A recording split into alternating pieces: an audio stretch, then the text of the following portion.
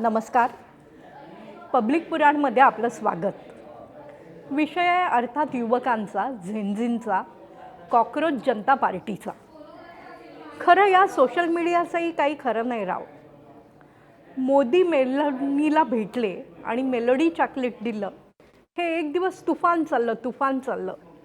दुसऱ्या दिवशी कॉकरोच जनता पार्टीचा दिवस होता. कॉकरोच जनता पार्टी ही अर्थातच प्रतिक्रिया होती सरन्यायाधीश सूर्यकांत यांनी व्यक्त केलेल्या काही उद्गारांना. खरं तर त्यानंतर सरन्यायाधीश सूर्यकांत यांनी आपल्या म्हणण्याचा विपर्यास केला गेला असाही अर्थ लावला, स्पष्टीकरण दिलं, भूमिका सांगायचा प्रयत्न केला. पण भारतातले झेंझी जे अस्वस्थ होते ते या मुद्द्यांनी आणि झुरळाच्या उपमेनी झालेच. का अस्वस्थ होणार नाहीत ते याचा सरकारनं विचार करायला हवा. एखादं खातं ब्लॉक करता येईल, पण लोकांना ज्या काय भावना व्यक्त करायच्या आहेत आणि जो काय असंतोष व्यक्त करायचा आहे तो ऐकायचाच नाही, हे कसं चालेल?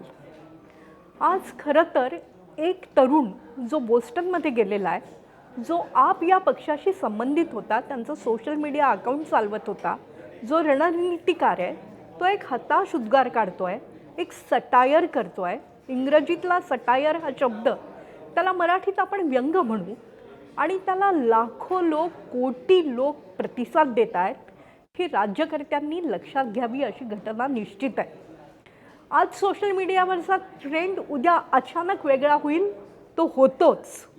पण झेंझींच्या मनात काय अस्वस्थता आहे याकडे लक्षच राज्यकर्ते देणार नसतील तर कसं होईल? या झेंझींना गरज काय आहे? हे झेंझी अस्वस्थ काय आहेत? हजारो मुलं ज्या परीक्षेसाठी अभ्यास करतात, दिवसाची रात्र करतात, हजारो पालकांचे लाखो रुपये ज्यात गुंतवले जातात, अशा एका महत्त्वाच्या परीक्षेचा पेपर फुटतो. त्याचं महाराष्ट्रातलं कनेक्शन पण खूप मोठ्या प्रमाणात समोर येतं. प्रचंड मोठ्या प्रमाणात असंतोष व्यक्त होतो. झेंझी याबद्दल कुठेच व्यक्त होणार नाहीत. सरकार म्हणून प्रत्येकाच्या विकासासाठी आणि प्रत्येकाच्या प्रगतीसाठी जी काय धोरणात्मक चर्चा आणि फ्रेमवर्क दिली पाहिजे ते देऊ शकताय का? भारतासारख्या कोट्यावधींच्या देशामध्ये हा मुद्दा तितका सोपा नाही आहे, मान्य आहे. देशभक्तीची रेवडी उडवली जाते आहे, हेही मान्य आहे. पंतप्रधान नरेंद्र मोदी हे काही चैनीसाठी किंवा उन्हाळी पर्यटनासाठी विदेशात गेले नव्हते, हेही सत्य आहे.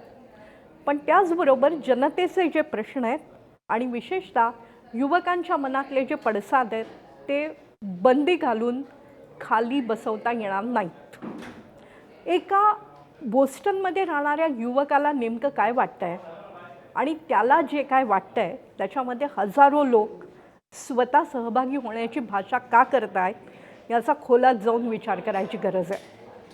भारतीय जनता पक्षाचं वय तरुण व्हावं, तरुण पदाधिकारी समोर यावेत, मुख्यमंत्री तरुण यावेत, यासाठी मोठ्या प्रमाणात प्रयत्न सुरू आहेत. पण हे मुख्यमंत्री युवकांशी असलेला संपर्क गमावून बसले आहेत का? मंत्र्यांना जनतेच्या मनात काय खतखततंय, युवकांना काय वाटतंय याच्याशी काही देणं घेणं आहे का, हा प्रश्न पडलेला आहे.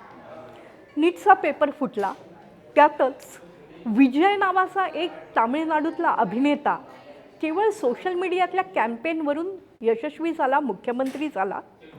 भारतीय जनता पक्षाला 30% मुस्लिम लोकसंख्या असतानाही पश्चिम बंगाल जिंकता आलं. या सगळ्यांचा एकत्रित विचार कुठेतरी समूहमन करत असतं. या समूहमनाचा हुंकार म्हणजेच नक्की काय होत आहे हा आहे. भारतीय जनता पक्षाचं पश्चिम बंगालमधलं यश मोठंच आहे. पण असं काही होतं आहे हे म्हटल्याबरोबर भारतीय जनता पक्षाचे विरोधक अत्यंत सावधपणे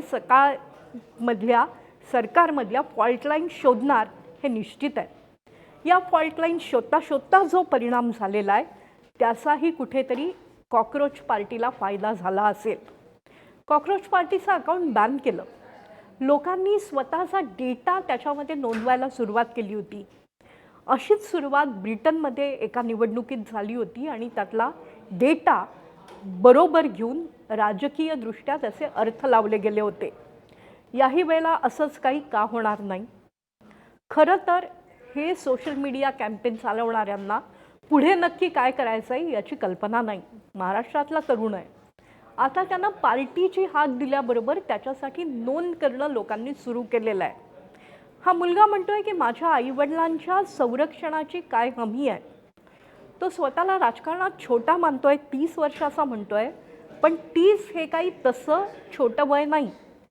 या वयामध्ये 21 वर्षांपासून तर 28 वर्षांपर्यंत बंडाची भावना खूप मोठ्या प्रमाणात समोर येत असते.